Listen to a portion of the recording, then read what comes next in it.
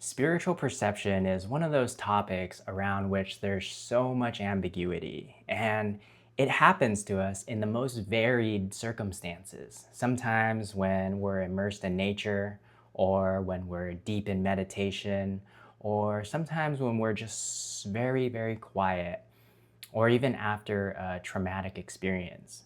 But upon returning from this mystical experience, we seem to be at a loss for words and concepts to explain how we even got into that mystical state. And with our modern language, it seems that we're unable to truly express what a spiritual perception is.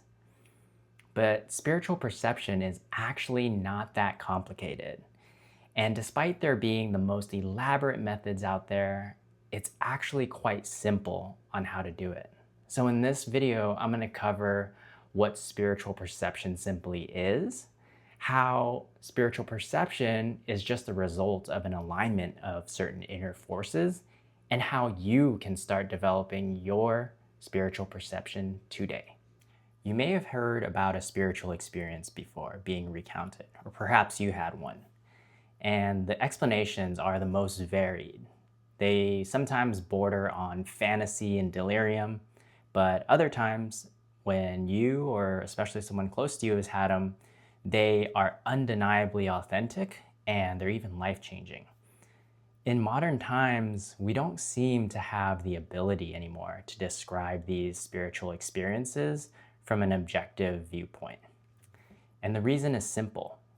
It's because spiritual perception is a state where you cognize of something beyond our physical senses. And that's why when people are explaining them, they sound out of this world.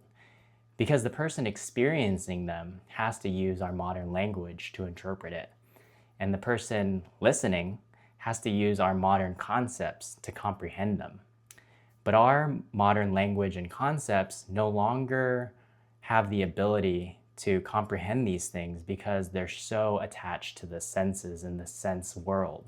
So we're not familiar with how to do so anymore. But I think we need to get back to having a real feeling for this. If you've ever had a spontaneous spiritual experience before, it just happens. Something just clicks. And all of a sudden, you have this heightened sense of awareness of everything around you. The best analogy that I have for this is the state of flow. You don't exactly know how you got into the state of flow, but it usually just happens when you're focusing deeply on something. But actually, this state of flow or spiritual experience is just the result of an alignment of forces within yourself. And this alignment is a harmony between your three soul forces, your thinking, feeling, and willing. By aligning these forces within yourself, you first gain a sense of heightened awareness or attention.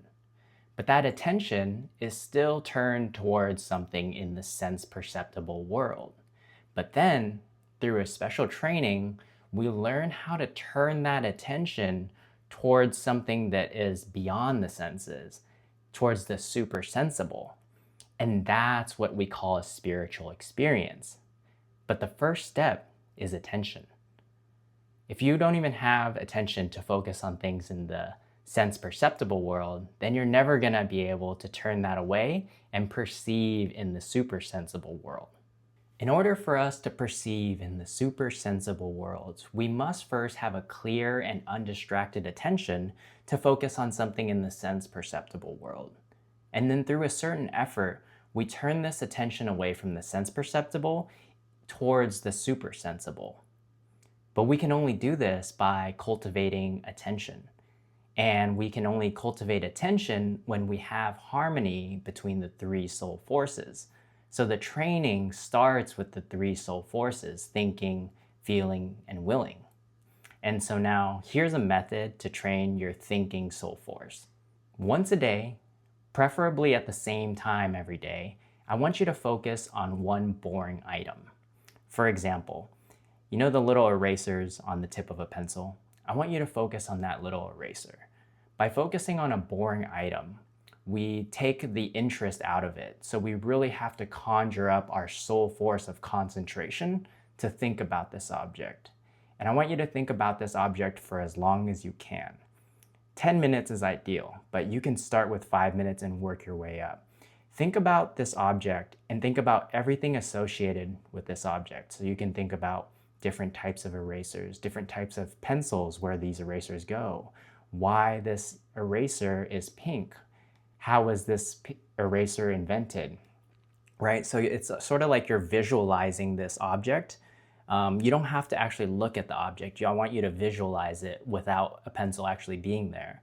And it's like you're turning it around in your mind and around in all these angles and trying to concentrate your thoughts just on that object. And so in this way, you train your thinking soul force by concentrating. And as you slowly begin to develop your thinking, you can work on other exercises to develop the will and the feeling. And when you do that, it naturally starts to become coordinated and you have greater control over all three, thus creating that harmony. And when you create that harmony, you cultivate an attention, an awareness, a heightened sense of consciousness to everything around you. And at that point, you can learn how to do it through certain methods and special training, how to turn that attention now away from the sense perceptible world and towards the super sensible world. And that is spiritual perception.